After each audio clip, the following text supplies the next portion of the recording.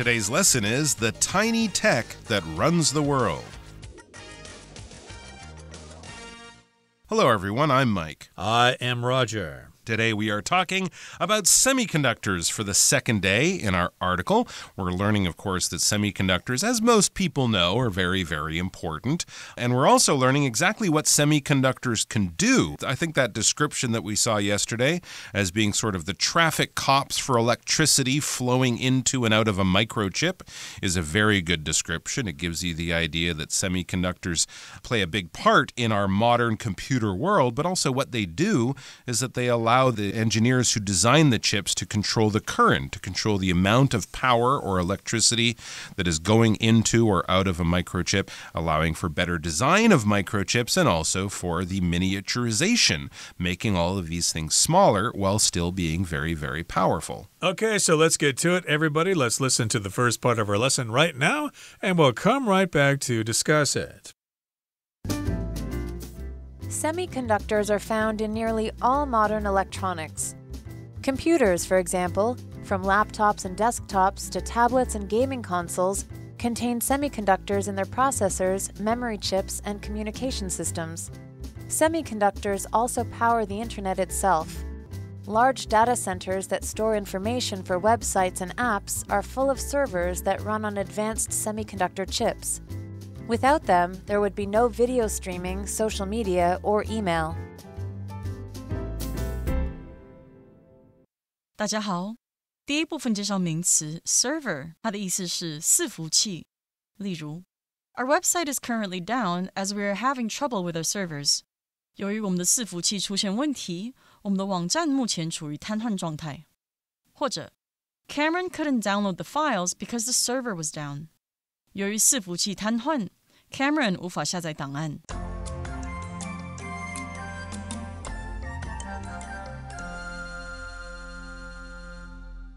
Okay, here in the first part of our lesson for today, it says, Semiconductors are found in nearly all modern electronics.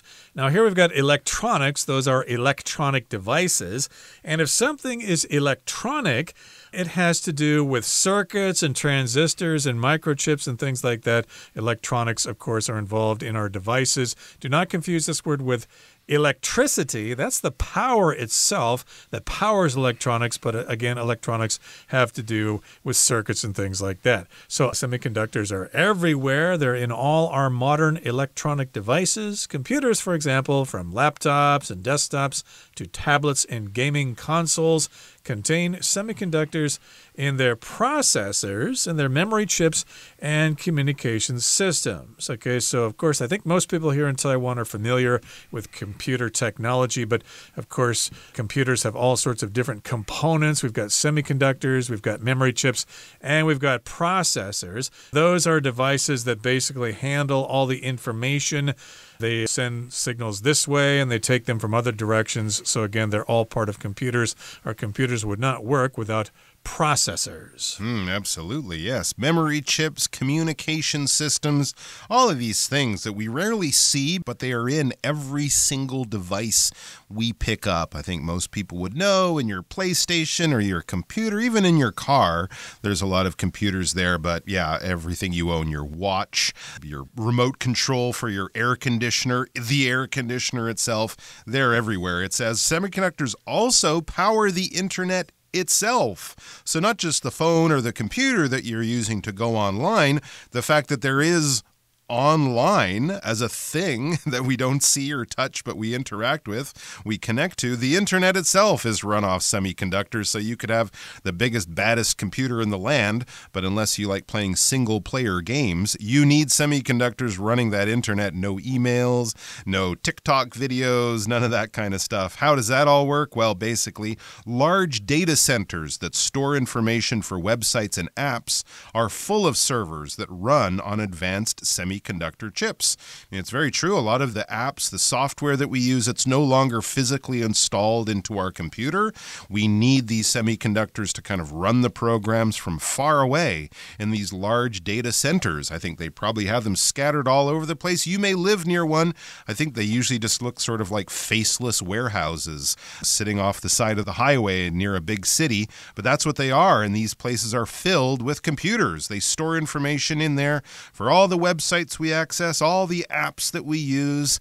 They're all in there in the servers. Basically, servers are computers that operate to connect other computers to share information and things like that. It's a program or a computer itself. It manages all of this data from one central location, and it serves it out. It allows other people to connect to it. So think of servers as sort of those old-time telephone operators that used to connect your calls from one place to another.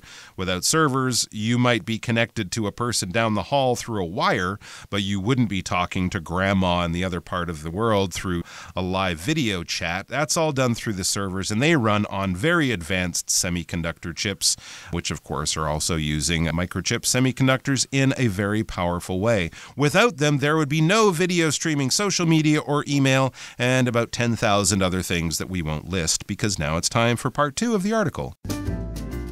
Semiconductors also play a key role in how we get around. Electric cars use semiconductors to manage battery power, maintain energy efficiency, and support advanced features. Even airplanes rely on semiconductor systems for navigation, communication, and safety controls. At home, semiconductors help run your appliances, such as your washing machine, air conditioner, and microwave. These everyday devices use semiconductors to control temperature, automate cycles, and improve energy efficiency. And if you have a smart refrigerator, it's only able to track expiration dates and suggest recipes thanks to its semiconductor chips.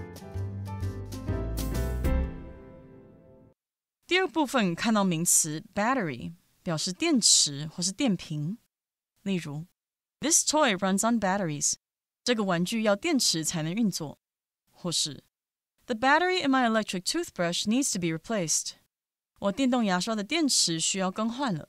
下一个看到名词 navigation 指导航或是航行，例如 I'd recommend finding a guide who's skilled in navigation我建议找个善于引导方向的向导。接着介绍名词 appliance 表示家用电器、装置或是器具。我们可以说 Peter bought the new kitchen appliance to make meal preparation more convenient. Peter 买了新的厨房电器，让准备餐点更方便。又或者说 Many homes now use energy-saving appliances to reduce electricity costs. 许多家庭现在都用节能电器来降低电费。后面看到动词 automate 意思是使自动化，例如 A new system was installed to fully automate data collection 一个新系统被安装来全面自动化收集数据。再看一个例子 Production at the factory has been automated to cut costs 为了削减成本，工厂的生产作业已自动化。继续看到名词 expiration它表示期满或是截止，可以说 We tried to renew our subscriptions before the expiration. 我们尝试在订阅到期前续订。也可以说 Please check the expiration date on the milk carton before drinking it. 请在喝牛奶前检查包装上的到期日。最后看到 recipe 这个单字，它是名词，指的是食谱或是烹饪法。举例来说 This book contains a great recipe for chicken noodle soup. 这本书里含有一个很棒的鸡汤面食谱。或者 Bella followed the recipe and made a delicious chocolate cake. Bella 按照食谱做了一个美味的巧克力蛋糕。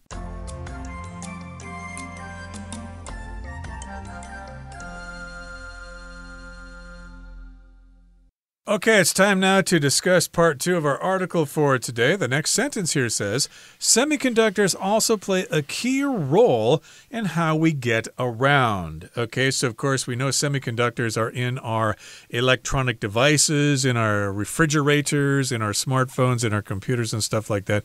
But they also have a very important role in how we get around physically, how we get from point A to point B, how we get from home to the office or from home to school or to our friend's house or whatever. That's getting around. And electric cars use semiconductors to manage battery power, maintain energy efficiency, and support advanced features. So you might be driving your Tesla around the city, or you might be riding a Gogoro or whatever. These are electric cars or electric scooters. And of course, they're going to have semiconductors in them because they need to manage battery power. Those devices, those vehicles run on batteries. They're not using an engine in the common sense of the word there, not an internal combustion engine. They're using electronics there to get them around. So they need batteries, which of course is something that stores electric power. And of course, they also help maintain energy efficiency. If something is efficient or if it has efficiency, then it uses things wisely. It doesn't waste things. Of course, we don't want to waste electric power because who wants to go recharge their car when they need to get to Kaohsiung in like 2 hours? That's very true. And of course, electric cars would have an extreme number of microchips and semiconductors, but even older gas-powered cars running your GPS, running your entertainment system, giving you all those pretty displays on the dashboard, those little pictures and lights and stuff, all of that. I wonder how far actually you'd have to go back to be able to buy a computer that didn't have a single semiconductor in it. Probably like a Volkswagen Beetle made in the 1970s or something, because even cars from the 80s, I'm sure, had a few microchips in them for their cool displays or power windows or things like that. But yeah, definitely in your modern car, no matter what type, a lot of semiconductors and microchips. Let's move on to another pretty obvious one. Even airplanes rely on semiconductor systems for navigation, communication, and safety controls, and about a million other things as well. They talk about the glass cockpit of airplanes today. Very little information that the pilots see come through physical sensors, right? We're not pulling on the stick and wires pull the flaps. No, it all happens through electronics, through digital systems. And of course, just like with your car, navigation, your GPS system in your car is pretty similar to a GPS system used in an airplane. And that's all run on computers and, of course, gets its information on global location through servers placed all around the world and in satellites up in space as well. Communication, radio, texting people, all sorts of things that people communicate and share information over distances. Safety controls. If the plane is on fire, they'll have heat sensors and all sorts of things like that. If parts of the plane stop working, they'll have warning signals. Again, none of this is physical. All of this is digital and electronic. Now let's go home and count the semiconductors in our average kitchen. Right. At home, semiconductors help run your appliances, such as your washing machine, your air conditioner, and your microwave, and many other devices as well. So we're at home here, and of course, we're talking about your electronic appliances. Those, of course, are devices in your home that help you do things. I just mentioned some examples there. Your refrigerator, your toaster oven, your washing machine, etc. Those are all your appliances. You need to have them in your daily lives. You need your washing machine to wash your clothes. You need your refrigerator to keep your food fresh and cool. And yes, indeed, semiconductors are in these appliances. All over those things. Yeah, often with appliances, I think there's another term people say, white goods, right? Sometimes if they're talking about buying appliances, a white goods store is a store you go to find washing machines, refrigerators, air conditioners, dryers, dishwashers, big machines like that. And then smaller things like your microwave oven. And it says these everyday devices use semiconductors to control temperature, right? Of course, if you're washing your clothes or heating up your food, temperature is very important. You got to control that somehow. Get a semiconductor and a microchip. It automates cycles. You can set your washing machine on a timer to do the washing 4 hours from now, and all of that is computer powered. So to automate things is to make them automatic or to basically require no human control or no human intervention. Robots are automatons, right? Because they work on their own. They don't need humans to operate them and be hands-on. So when we give things over to the power of a computer, to trust the computer to run the machine or something, it's all automated. Even simply simply those doors at your local convenience store that open when you approach them. Those doors are automated. They're made automatic. They have a computer or a robot kind of doing the work. And also, we can improve energy efficiency. If you're using your air conditioner and it notices that the temperature is lower, is a nice cool level, it might power down a little bit to use less power, to require less electricity, thus saving you money. That's not you controlling it with your little remote. That's the computer in the air conditioner thinking and controlling itself. And if you have a smart refrigerator, it's only able to track expiration dates and suggest recipes thanks to its semiconductor chips. So it can only do these things if they have semiconductor chips. And these are the things that a refrigerator can do. It can track or check your expiration dates.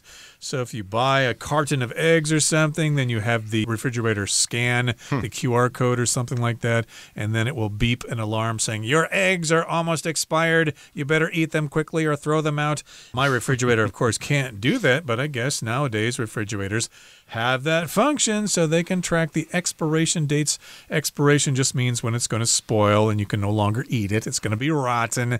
And it can also suggest recipes, like it can kind of figure out the kind of food you have in your refrigerator. You've got some vegetables here. You've got some spices in your cabinet over there. You've got eggs. You've got milk and stuff like that. Hey, I can suggest this recipe for dinner tonight. How about a Mediterranean salad or something? You've got the ingredients in your refrigerator, and here's the recipe. A recipe, of course, is a set of instructions on how to prepare a certain kind of dish. Very cool. So it can take all of these recipe ideas, add them together with your food that will soon expire, to use the verb form of expiration, and give you suggestions so that you use that food in an efficient way before it all goes bad. Tonight, you're having a 12-egg omelet with 5 apples or something like that. I wonder what those recipes, the combinations it would come up with. But that's all thanks to semiconductor chips. That's all thanks to the computer and the ideas that can produce, and all of that can only happen with semiconductors and microchips. Very, very interesting. I would love to see some of the recipes it would suggest from the things in my fridge right now. All right, let's go to the next and final part of the article. They may be small, but semiconductors are crucial to modern technology. They help our devices function better, faster, and smarter. Like quiet workers behind the scenes, they keep our digital world running, one tiny signal at a time. All right, here in the final part of our article, it says, they may be small, but semiconductors are crucial to modern technology. So yeah, they may be small. Even though they are very small, they're still very important for modern technology. If something is extremely, very highly important, it is crucial. You've got to have it. If you don't have it, then something is just not going to work. Okay, so they're crucial for modern technology. Modern technology would not work without semiconductors. We'd all have to actually send carrier pigeons to each other to communicate. We could not use our smartphones at all. We'd have to actually rely on the human body to get things done instead of using electronics here. So yes, indeed, they are crucial to modern technology. We could not live without them. Yeah, we'd have to remember all those phone numbers like we used to in the old days. Oh my gosh. Weird, yeah. It says they help our devices function better, faster, and smarter. And those are just 3 of the adjectives we can probably use with how computers help us and improve our lives. Yes, they help our devices, the machines that we use, operate better. They operate in a sort of more useful way. It all happens faster. Remember 3G and how slow that was compared to 4 or 5G that we all have now. And they're smarter. They do extra things for us. We have AI programs that can write songs for you, for example, in a few seconds. I mean, all sorts of options and wonderful different things that we can do using digital computing power. So, like quiet workers behind the scenes, those tiny miniature traffic cops and a million little office workers typing away, for example, in your phone, as it were. So they're like quiet workers behind the scenes, these little things operating away from our view, but doing wonderful things for us. They keep our digital world running one tiny signal at a time. I kind of like the idea of thinking of them as these tireless workers that we carry around in our pocket and have in our machines at home doing all this work for us and only occasionally giving us any kind of trouble or problem. Okay, we're at the end of our explanation for today. Here comes Hanny, and all the things she has to say depend on semiconductors.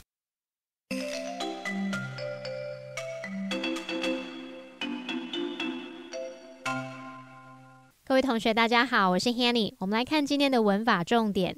课文第一部分的最后一句写道 Without them, there would be no video streaming, social media, or email. 没有他们就没有影片串流、社群媒体或电子邮件。好，这边要介绍的是 without 加名词搭配假设法主要子句的用法。我们可以用到这一类的句型去表达与事实相反的情况，表示要是没有什么什么的话。那以下就介绍两种句型。第一个句型是 without 加名词，逗号，主词加上 would、could 或是 might 加原形动词，这是用来表达跟现在事实相反的情况。例如 Without water, there would be no life on earth. 要是没有水的话，地球上就不会有生命存在了。第二个句型是 without 加名词，逗号，主词加上 would、could 或是 might 再加 have 加 pp， 那这是用来表达跟过去事实相反的情况。例如 Without your help, we wouldn't have succeeded. 当时要是没有你的帮忙，我们就没办法成功了。好，课文第二部分有一句写道，甚至飞机也依赖半导体系统进行导航、通讯和安全控制。文中是用名词 navigation 表达导航、航行的意思，它的动词是 navigate。我们这边来学习它的字首字根。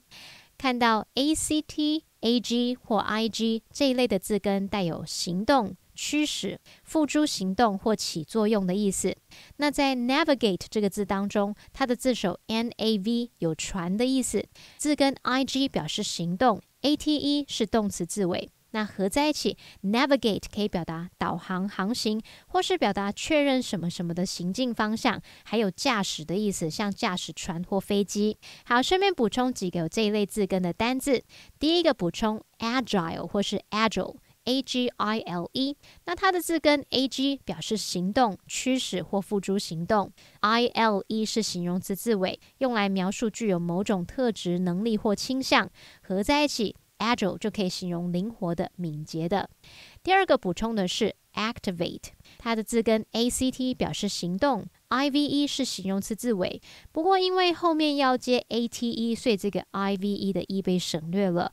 好， ATE 是动词字尾，就是使怎么样，组合在一起 activate 它的字根字尾表面语义是使什么什么行动，我们应该可以联想到 activate 它有启动、活化或者是使活动、使活跃的意思。第三个补充的是 react， 它的字首 RE 表示回复，字根 ACT 表示起作用，那合在一起 react 就可以表达反应、回应或是起化学反应。好，那么以上是今天重点整理，我们回顾今天单字吧。Electronics. Some of the students at our school build their own electronics as a hobby. Server. The files were stored on a central server that all the employees could access from their computers. Battery. I try to make sure that I charge my phone's battery every night. Efficiency. Tom and Ramona have been working hard to increase the efficiency of the production process. Appliance. The microwave is a common kitchen appliance used to heat food quickly. Recipe. Janet followed a simple recipe to bake some chocolate chip cookies. Crucial. It is crucial to wear a helmet while riding a bike to stay safe.